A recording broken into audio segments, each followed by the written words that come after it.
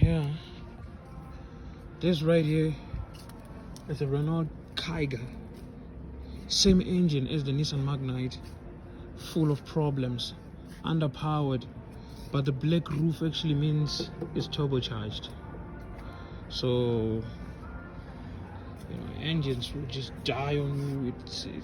It has a horrible turbo lag. Sometimes it will give you some warnings on the dashboard just because of the battery and some sensors. It's locked. It's a 5-speed standard transmission. This one, however, is a Ford Fiesta. This one is reserved. It is reserved. I wanted to see what type of engine it has, because if it has a 1-liter EcoBoost, it has a wet bed timing system, which is horrendous for breaking down. The belt itself, because it goes through the hot oil, it deteriorates and clog the oil pickup tube, and then you have massive problems. But if you change the belt in time and service it in time, it's quite a reliable car. Hyundai Ethos. My camera skills are bad.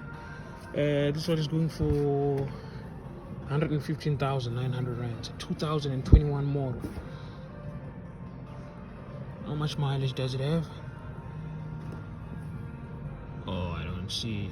Estimated retail price 151. Estimated trade-in price 137,800. So if you trade it in, they give you that amount of money. But if you are buying it from them, it's 115,900. Then why are they selling it at 115,000? Maybe because it has a crack on the windscreen. License disc out of date. We might need to update that. Here's another Grand i10 Volkswagen Up. Actually, I didn't know that we had a 4-door option of Volkswagen Up, but Volkswagen discontinued this one because they needed to keep on selling the Volkswagen Polo Vivo. So this one was competing with the very same car in his brand. Cracked windscreen, going for 99,900. This is WeBuyCars Polo Kwane. Pretty much good. Decra report green, which means you might need to, replace a few things for it to be roadworthy. Here we have a Toyota Etios. It's a 2020. Selling for 157,900 rand. I understand why these big boys selling for 157,000 rand. Reliable, unbreakable, can't go wrong. This is a Toyota Agio. It's a pretty good, reliable 3-cylinder engine, but it's underpowered and under load. It actually doesn't perform pretty well, especially when you're going uphill. So if you're a person who likes power, don't buy that one. But for female who are first-time drivers and would like to learn a manual, it's a pretty good car. This doesn't look that much good, but it's an Etios. Toyota was trying to cross that one. You remember when Volkswagen came up with the Apollo Vivo Max, trying to put some plastic cladding and call it a crossover. It didn't work. People didn't buy it, by the way. This one is the normal version of it. I would actually buy this one. It's going for 76,900 rand. It's one of the greatest and reliable cars you can ever buy. Foggy lights, but it's pretty good. See, 76. 2014 model. Someone bought it at 80,000 rands, and it was in a horrible condition than this one. But the fender has been repainted. You can see it's not even a line there. It's not the same paint as that one. This door has been repainted. If you look at there, you touch that, see the texture. It has been repainted. This one has not been repainted. Probably had an accident on the left side. But who cares, man? It's a 5-speed standard transmission. It's a pretty good car. Wouldn't mind buying it. Suzuki Ignis, pretty good car. But not for people who are looking for power. But it's a pretty good car, reliable. 1.6 or 1.8 liter engine, Toyota Corolla Quest. You see an Uber when you see this one, but I see reliability. Unkillable. You will drive it, your children will drive it, and your children's children will drive it. Unkillable. You can't kill it. It's going for 206,900 rand. Pretty good car, man. Pretty good car. I wonder what's wrong with it. This one is Decra Platinum. Nothing wrong with the car. You just take it and you go and register it. You go on the road. It's a very good car. I wonder how much the person who traded it in got. It has 75,000 kilometers on it. Probably a female teacher who only drove from home to work and nothing else. There are a plethora of cars here. Here's the Ford Figo. This one has the wet belt timing system. Problematic.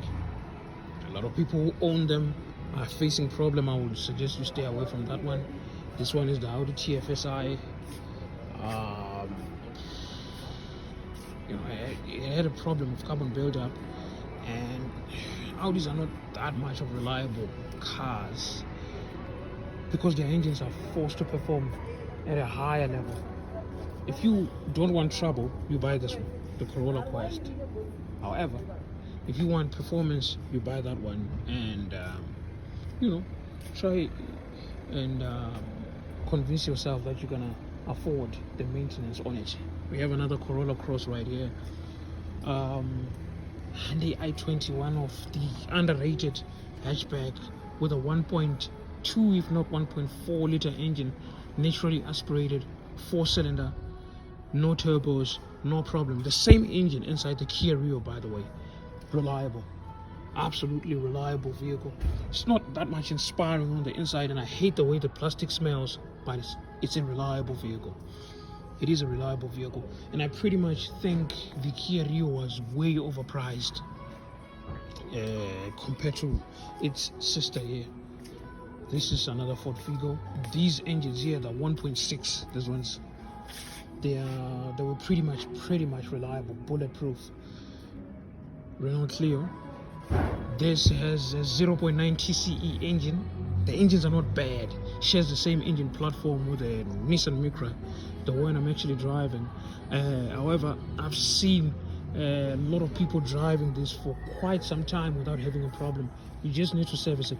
This one is going for 65,900 rand. Yeah, you probably get a few tickets for having that chip on the windshield, but you don't need to change that. I don't know what's wrong with it, but it's Decra green, which means it might need some few things.